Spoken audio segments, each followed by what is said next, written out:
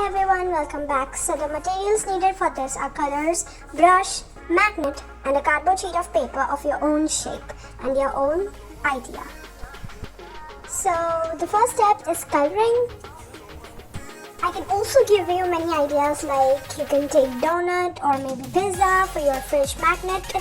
So after you're done with coloring, then you have to give final touches and then add magnet into it with some materials, like you'll be needing double sellotape, scissors, magnet and your creation. Then you have to take the magnet and stick it under or behind your creation, whatever you make, the cardboard sheet.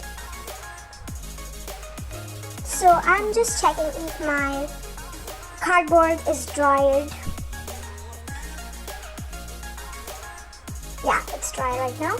So I'll start sticking. Trust me, it's gonna look amazing. So what you have to exactly do is take the magnet and stick it on that. Clear? Let's do it. So I took double sellotape and then I stick to it, and then I'm gonna take the upper part of that double sellotape and then I'll stick the magnet on it.